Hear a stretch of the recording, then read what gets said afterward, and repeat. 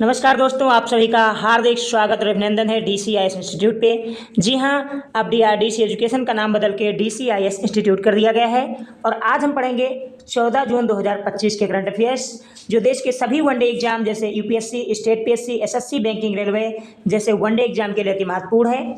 हमारे जो current affairs के सोर्सेज है उसमें the Hindu, PIB, Indian express जैसे महत्वपूर्ण समाचार पत्रिकाएं शामिल है। साथियों, हमारे साथ आप नए हैं तो प्लीज़ सब्सक्राइब कीजिए DRDC एजुकेशन को, साथ ही बेल आइकन को प्रेस कर लेना ताकि आने वाला नोटिफिकेशन भी आपको मिलता रहे। आज साथियों 14 जून को हम जिनका अध्ययन करेंगे उसमें एयर इंडिया का अध्ययन करेंगे, national commission for backward class यानी OBC का अध्ययन करेंगे, ईरान इजराइल कन्फ्लिक्ट के बारे में अध्ययन करेंगे और इम्पोर्टेंट डेज के बारे में अध्ययन करेंगे। साथियों, सबसे पहले बात करते हैं एयर इंडिया के बारे में। एयर इंडिया का जो बोइंग विमान है वो अहमदाबाद में साथियों अपनी उड़ान भरने के ही 8 मिनट के भीतर क्रैश हो गया था, जिसमें सवार थे लगभग 242 यात्री, जिसमें एक यात्री मात्र जिंदा बचे हैं जो दमन के हैं, बाकी सभी के सभी इस हादसे में मारे गए हैं। तो बहुत ही दुखद घटना है। DCIS इंस्टीट्यूट की तरफ से सभी को भावभीनी श्रद्धांजलि। साथियों, अब बात करते हैं, सबसे पहले हम अध्ययन करेंगे एयर इंडिया के बारे में। एयर इंडिया का पूरा इतिहास जानेंगे तो 1932 में JRD टाटा यानी जहांगीर रतन टाटा जी ने टाटा एयर सर्विसेज का शुरुआत की थी। तब इसे हम टाटा एयरलाइंस के नाम से जानते थे। इसकी पहली उड़ान 15 अक्टूबर 1932 को कराची से मुंबई और चेन्नई के बीच भरी गई थी और द्वितीय विश्व युद्ध के समय यह सैनिकों व सामग्री की ढुलाई में काफ़ी काम आता रहा। साथियों, बाद में हम बात करते हैं इसका अंतर्राष्ट्रीय विस्तार किया गया। 29 जुलाई 1946 को इसे सार्वजनिक कंपनी बनाकर इसका नाम दिया गया, एयर इंडिया लिमिटेड नाम दिया गया। 8 जून 1948 को ये बॉम्बे से लंदन यानी काहिरा जो मिस्र की राजधानी है से होते ज्यूरिख होते हुए पहली बार अंतर्राष्ट्रीय उड़ान भरी थी एयर इंडिया ने। और 1960 में बोइंग 707-402 के जुड़ने के बाद यह एशिया की पहली पूर्ण जेट एयरलाइन बनी। साथियों, अभी जो प्लेन एयर इंडिया का क्रैश हुआ है वो बोइंग कंपनी का ही था और पहली बार बोइंग कंपनी का कोई विमान जो है क्रैश हुआ है। ये अपने उत्तम आधुनिक तकनीकी के लिए जाना जाता है, लेकिन जिस तरह से ये क्रैश हुआ उसके बाद बोइंग कंपनी के जो शेयर मार्केट है उसमें भी काफ़ी गिरावट आई है और दुनिया भर में टाटा और बोइंग कंपनी की साख अब दांव पे लगी हुई है। हालांकि टाटा बहुत ही ट्रस्ट नामक कंपनी है, बहुत ही ट्रस्टेड कंपनी है, बोइंग भी ट्रस्टेड कंपनी है, लेकिन साथियों जिस तरीके से ये विमान हादसा हुआ है इसमें पुर्तगाल, लंदन यानी UK के, इंडिया के, दुनिया भर के लोग शामिल थे। जिस तरह लोग मारे गए हैं इसके बाद ये सुर्खियों में बना हुआ है।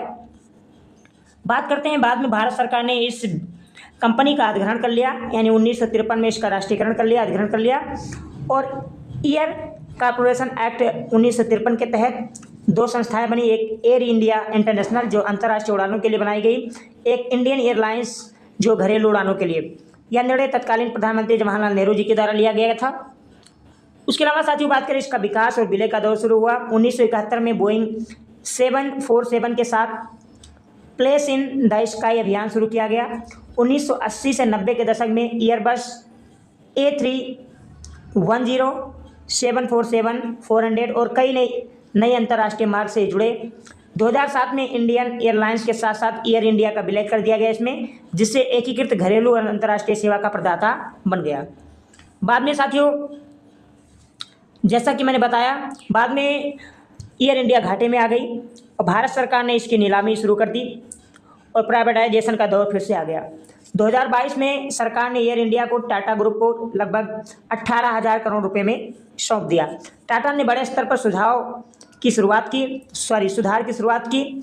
नए विमान जैसे एयरबस, बोइंग को ऑर्डर दिए और लगभग $400 मिलियन इंडियर रिपेयर प्रोग्राम की शुरुआत की गई। कस्टमर सर्विस, टाइम परफॉर्मेंस और सिक्योरिटी अपग्रेड किया गया।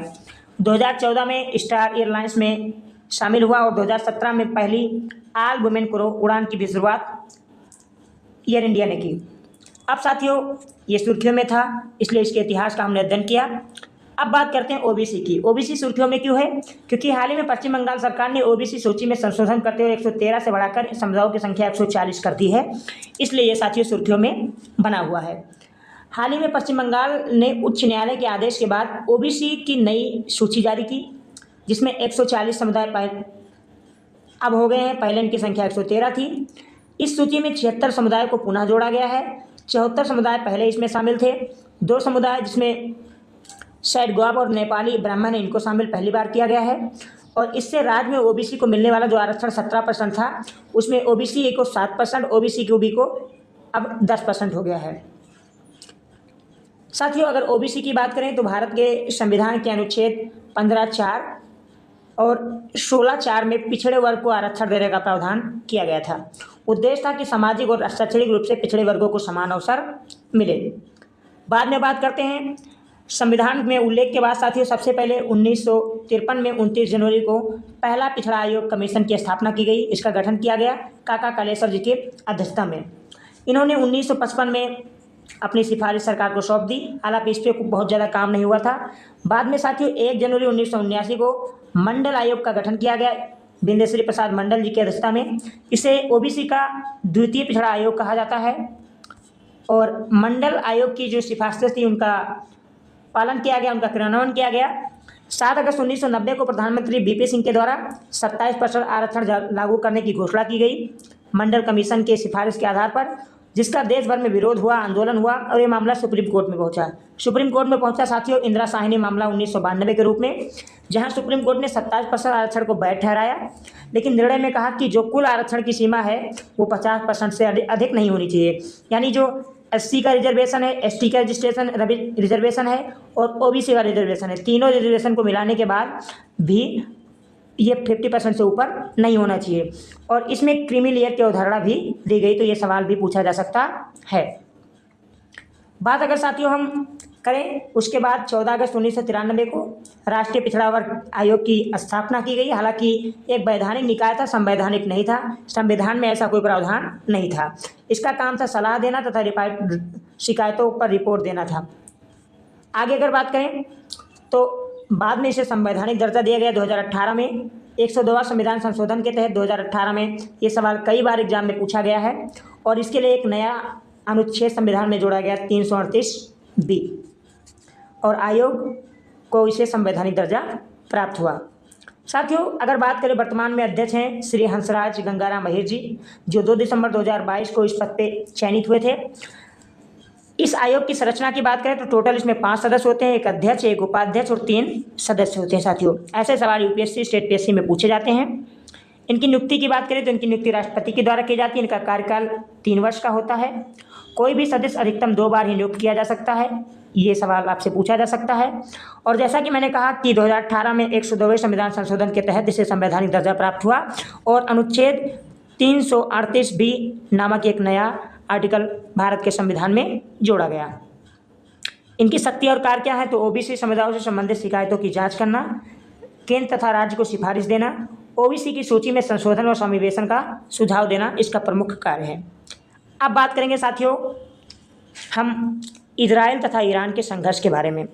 सबसे पहले बात करते हैं, मैं आपको बताऊं कि पिछले 2 दिनों से सुर्खियों में बना हुआ है इजराइल और ईरान का संघर्ष, क्योंकि पहले इजराइल ने ईरान पे हमला किया, उसके बाद अब खबर है कि ईरान ने भी जवाबी हमला किया। ये 3 घंटा पहले की खबर है नवभारत टाइम्स की कि इजराइल पर सैकड़ों बैलिस्टिक मिसाइलों की हमला की है ईरान ने और तेल अवीव में धमाकों की आवाज़ सुनाई दे रही है इसके दौरान। अब बात करते हैं संघर्ष क्यों हुआ, इसकी शुरुआत कब हुई। तो ईरान और इजराइल के संबंध 1979 से पहले सामान्य और व्यापारिक थे। यहीं पहले इनके बीच में कोई तनाव नहीं था, कोई दुश्मनी नहीं थी। बाद में जब 1979 में ईरान में इस्लामिक क्रांति हुई और रुहुल्ला खोमेनी सत्ता में आए तो ईरान ने इजराइल को शैतान की उपाधि दे दी। कहा ये भाई जो इजराइल है ना ये शैतान है और इसका खुला विरोध करने का समर्थन किया। यहाँ से दोनों देशों के बीच में एक तरीके से विरोधाभास और दुश्मनी की शुरुआत हुई। उसके बाद जो मुख्य कारण है वैचारिक दुश्मनी, जैसा मैंने कहा कि ईरान एक शिया इस्लामिक गणराज्य है और जबकि इजराइल की बात करें तो यहूदी राष्ट्र है। और ईरान का मानना है कि इजराइल का वजूद जो है वो अवैध है। ये फिलिस्तीन से के लोगों को हटाकर वहाँ पर जबरन कब्जा करके अपने देश को बसाया है और फिलिस्तीन का मुद्दा जैसा मैंने बताया। और ईरान ने क्या किया कि विशेषकर हिजबुल्ला जो लेबनान में एक आतंकवादी संगठन है, हमास जो गाजा में एक आतंकवादी संगठन है, उनका समर्थन करते आया है इजराइल के खिलाफ। तो इजराइल इन संगठनों को आतंकवादी मानता है। हालांकि यूनाइटेड नेशन ने भी इसे आतंकवादी घोषित कर रखा है। तो ईरान पर आतंकवाद को बढ़ावा देने का इसलिए इजराइल ने आरोप लगाया और इजराइल का मानना है कि ईरान परमाणु शक्ति संपन्न बनना चाहता है और ये परमाणु शक्ति जो है इजराइल के खिलाफ प्रयोग करेगा। तो सबसे बड़ा कारण जो है परमाणु कार्यक्रम ईरान का, इजराइल इस पर बड़ी नज़र बनाए हुए था, वो अपने लिए खतरा मानता था और इसी को ध्यान में रखते हुए इजराइल ने ईरान के 4 परमाणु ठिकानों पर कल हमला किया साथियों। तो अब इसका भारत पर क्या प्रभाव पड़ेगा, क्योंकि हम यूपीएससी स्टेट पीएससी की तैयारी कर रहे हैं तो हमें ये पता होना चाहिए कि इजराइल तथा ईरान संघर्ष का भारत पर क्या प्रभाव पड़ेगा। तो पहला जो प्रभाव पड़ेगा वो तेल कीमतों पर असर पड़ेगा साथियों, क्योंकि ईरान इजराइल युद्ध यदि बढ़ता है तो पश्चिम एशिया में अस्थिरता आएगी। अगर अस्थिरता आएगी तो अंतर्राष्ट्रीय स्तर पर तेल के कच्चे दाम बढ़ जाएंगे और भारत अपनी ज़रूरत का लगभग 80% से जो ज़्यादा तेल है वो आयात करता है। ऐसे में पेट्रोल डीजल के दाम बढ़ेंगे, ट्रांसपोर्ट भी महंगा हो सकता है, महंगाई में बढ़ोतरी हो सकती है, रुपया कमज़ोर हो सकता है, ये भारत पर प्रभाव पड़ेगा। और दूसरा प्रमुख प्रभाव ये है कि चाबहार पोर्ट साथियों ये ईरान में भारत ने बनाया है, विकसित किया है। तो ये जो भारत के लिए रणनीतिक रूप से काफ़ी महत्वपूर्ण है, क्योंकि यहीं से हम सेंट्रल एशिया में पूरे तरीके से कदम रखने की अपनी तैयारी कर रहे हैं। तो अगर युद्ध फैलता है तो भारत अफगानिस्तान और मध्य एशिया तक अगर भारत की जो पहुंच है वो बाधित हो जाएगी, इसलिए भारत की जो कनेक्टिविटी है उसमें बाधा आएगी। दूसरा प्रमुख, अब बात करते हैं कि भारत ईरान इजराइल दोनों के साथ आयात निर्यात होता है, हम सभी जानते हैं। युद्ध के कारण क्या होगा, बंदरगाह, एयर स्पेस, शिपिंग जैसे रूट प्रभावित हो जाएंगे, व्यापार धीमा हो जाएगा, कृषि उत्पाद, दवा, इंजीनियरिंग वस्तुओं का भी निर्यात प्रभावित हो जाएगा साथियों। अब हम बात करते हैं कि भारत की नीति क्या है ईरान इजराइल संघर्ष में। तो भारत की नीति साथियों जो है वो बहुत ही संतुलनकारी नीति है, बैलेंसिंग डिप्लोमेसी भारत की है, क्योंकि ईरान में जहां ऊर्जा, चाबहार पोर्ट, क्षेत्रीय पर्यटक की दृष्टि से भारत के लिए इंपॉर्टेंट है, वो इजराइल की बात करें तो इजराइल रक्षा, तकनीकी, कृषि, साइबर जैसी सुरक्षा में भारत का सहयोग करता है।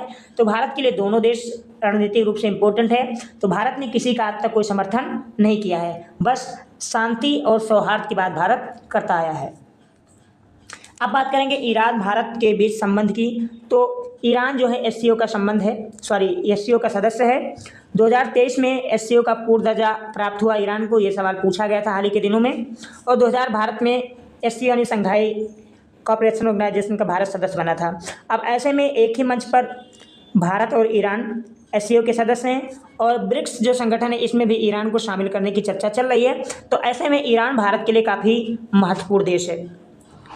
अब बात करें साथियों दूसरा जो प्रमुख संबंध है, एक है INSTC गलियारा यानी अंतर्राष्ट्रीय उत्तर दक्षिण परिवहन गलियारा, जहाँ से मध्य एशिया तक के जाने के लिए अपनी रणनीतिक पहुंच बनाना चाहते हैं।